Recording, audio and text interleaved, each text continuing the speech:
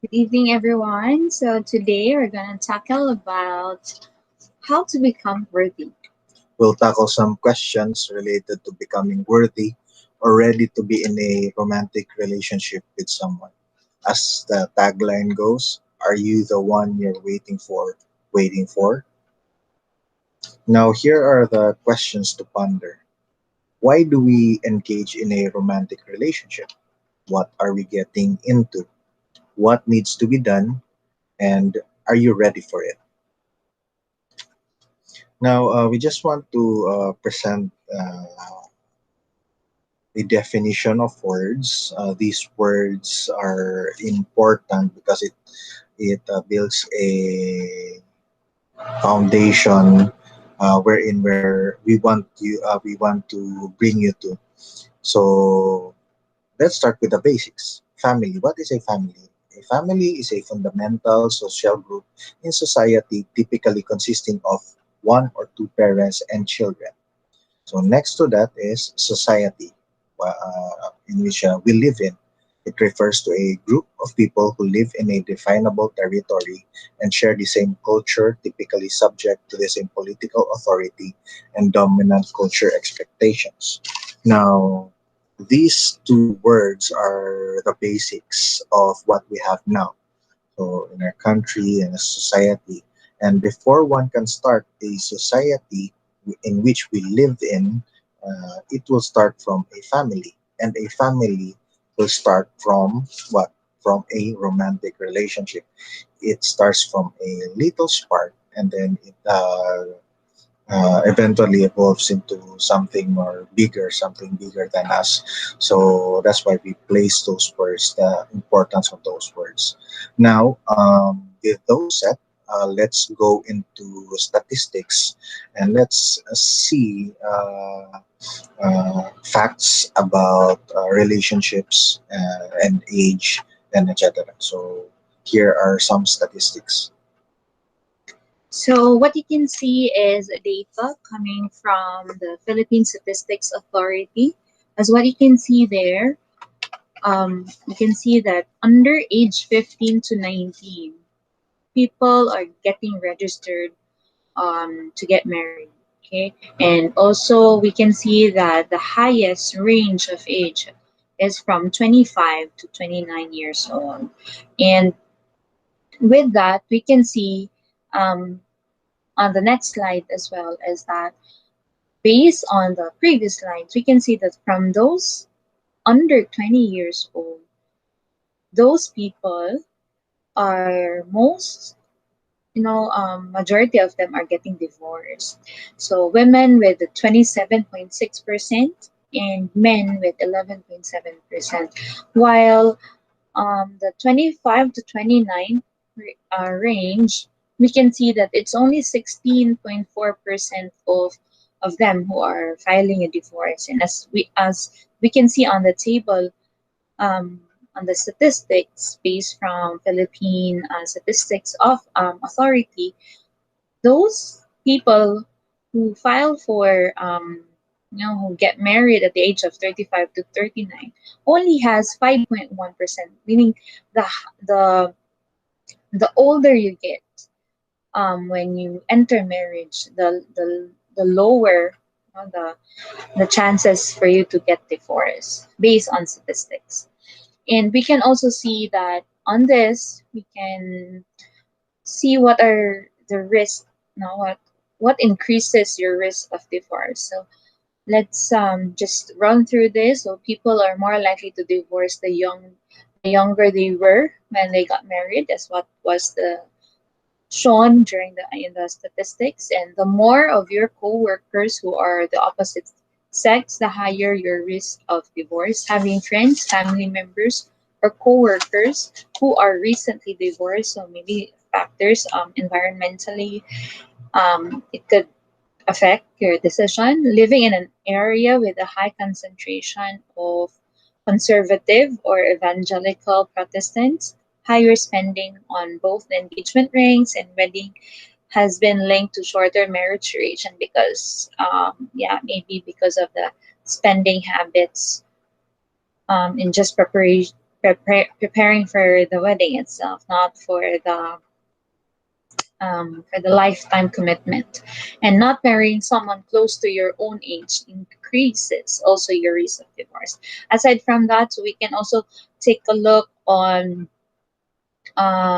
what decreases the likelihood of divorce. So maybe some people who wait to marry or cohabitate until they are over the age of 23 are less likely to get divorced. So if you've attended college, your risk of divorce decreases by 13%. And if you have a baby after getting married, at least 7 months after, your risk of divorce decreases by 24%. You're less likely to divorce if your annual income. So it is talking also about stability of both a man and a woman. And if your parents are happily married, so your risk of divorce decreases by 14% because that is your maybe a model of what you want to be to have in the future. And also we can see here that um, here are so there's a research from the McKinley attorney office, that they were able to ask questions to these couples who filed the divorce, and um, the top five reasons why they wanted to have a divorce is, as what we can see on the table, it's lack of commitment, infidelity, too much conflict and arguing, getting married too young, and financial problems. So statistically speaking, we can say that if you're not really ready, if you're really too young, and if we are not matured enough, and if we're not stable, then it would really cause us to to keep on arguing, to have conflict each day, and would really result to divorce. And um also, just one fact is that only right now, as of we speak 2021, only the Philippines is the only country without a divorce law. Because yeah, why is that? Because Philippines as a state has a policy of pro marriage and pro family. It was based in the 1987 Constitution of the Philippines. In Article 15, Section 1 states that the Filipino family is the foundation, is what was mentioned by my husband David, that it's really the foundation of the nation. So if there is a strong family, then same with the nation, there it will be also stronger because we have already a perfect model, or a great example, which is our family. And also the Philippines really believe that if the family is um, preserved, the family is strengthened, same as well as the nation will be preserved and also will be strengthened. So that's it for some statistics. Okay, so thank you for the statistics. So here you go. You have the introduction of the questions, and then we gave you some definition of words, and then we gave you statistics, which are facts, which are happening in our day-to-day lives. Next is for some theory and for some studies. Now you might be wondering why Maslow is here. Maslow hierarchy of needs. So we had Maslow in our was that sociology? Sociology. We have discussed this in our college years, and we all know that as human beings, we have our basic needs. So that's what Maslow has laid for us. So as you can see, it is shaped like a pyramid.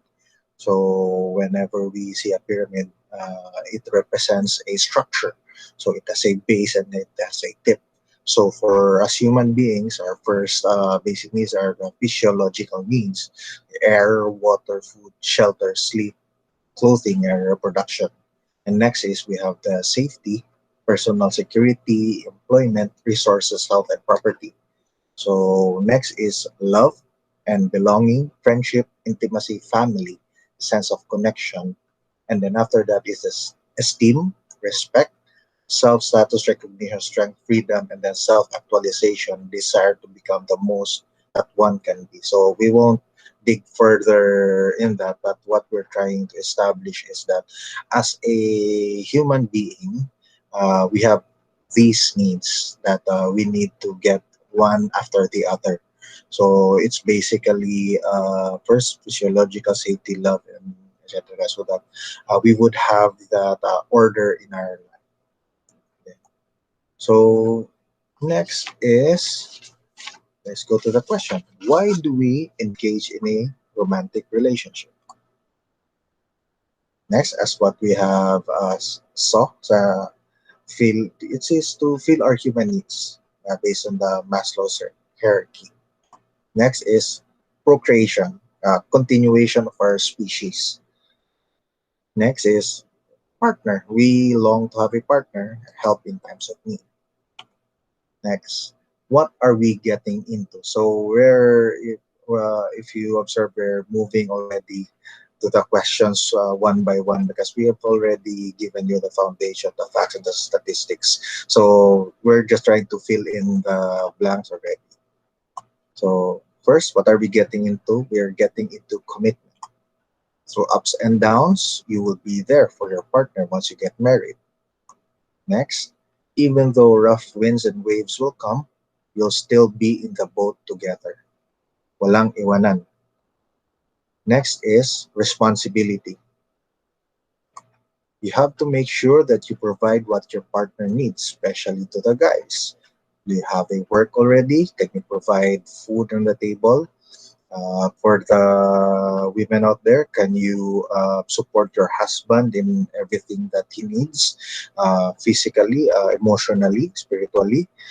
Whenever he comes home from work, tired and exhausted, you have that sense of responsibility to be there to cheer him up. Next is yes, responsibility, Maslow's. Each person has a need.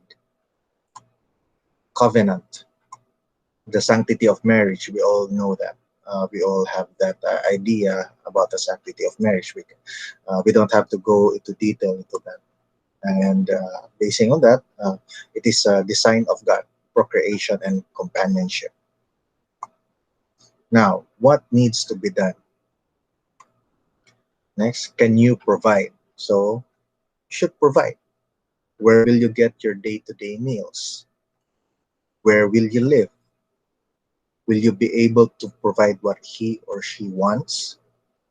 To earn a living, just to provide first rather than splurge or spend. Like, for example, we're still students now, we just received our allowances. We have the choice to buy something for ourselves or just to splurge it in eating. But once we enter into a relationship or we enter to the next stage of marriage, the first and foremost that we have to consider is we have to first provide for our spouses, for our husbands. So every penny counts in a marriage. Next is what needs to be done. Can you adjust? You need to adjust. So, snoring of your partner, the mannerisms which are not seen during courting stage. So, very important. If it's still in courting stage, syempre, the guy would make sure that he would look handsome. He would have the perfume. The girl will have her hair fixed and etc. But if you're in if you're already married, you'll be together almost 24/7, 24/7, each and every day, each and every hour. So, wala pa naligo, so you have to adjust. And then, next is to the true self or attitude of your partner. Syempre, if that one is courting, he would really try to impress you. If you don't want your partner to have vices, then that partner will try to stop it, and most probably, after you get married, most probably some will go back, and etc. So, can you adjust to that? Doing things together rather than leaving your partner behind. So it's very important to do things together because in the first place, why did you go into in a relationship, in a marriage, if you would just leave your partner behind? You would do things on your own. Next is what you expect is usually not the case. So it's a reality check. Next, can you understand? So what needs to be done? You need to understand the situation your partner is in. If your partner falls short of your expectation, basically, if you're married, wala nang bawian. No retreat, no surrender, no return. Supposedly, it's that way. So if your partner falls short, like in the courting stage, as I mentioned, he's like Superman, she's like Wonder Woman, she does everything, and then suddenly when you're married, they fall short. So can you understand? Next is, can you go out of your way? The usual things you do, like hanging out with friends on a Friday night or Saturday night, attending to your partner if your partner is sick, or if, instead of going elsewhere, you would attend to your partner. So, can you adjust to that? Can you go out of your way? So, your husband, your wife, needs to be the primary Right. priority, needs to be the priority in your life. Next is, can you speak words of life and honor your partner even if they fall short? Now, this one, I have made a vow to my wife to really to not speak ill of her. I made that vow to not speak ill of her, to really encourage her, to speak life to her. I made that vow personally to the Lord and to her that whenever I'm out with friends or anyone, any conversation, I would just speak life unto her. I would speak good things about her, and I would encourage her. Can you do that to someone? Basically, it's a commitment. It's a promise to your wife and to the Lord. So the question: are you ready with all that we have discussed, with all that we have laid out? Are you ready? It's not about feelings. It's not about falling in love. It's about love is a decision, a choice that you will make, a decision wherein you will stick with it. A relationship without an end goal is a waste of time, emotion, energy, and resources. So, why waste your time with someone who has no plans, who someone who is not ready? So let me reiterate, a relationship without an end goal is a waste of time, emotion, energy, and resources. No excuses, no return policy. Choose wisely. So let us allow us to end with a verse found in First Corinthians 13, 3 to 7. This is from the Message version.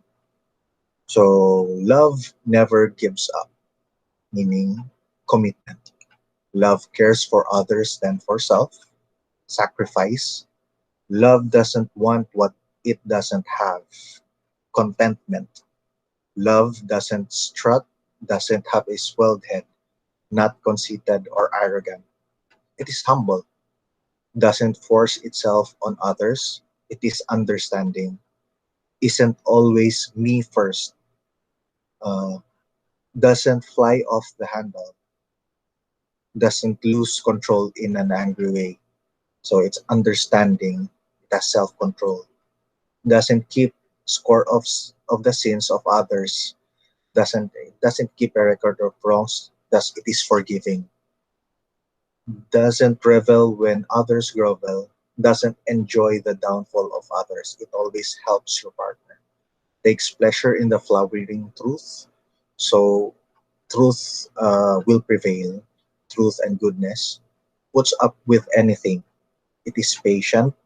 It is it is good. It is persevering. Puts up with anything. trusts God always, who is the source of everything, is the source of love, and God is love. Always looks for the best.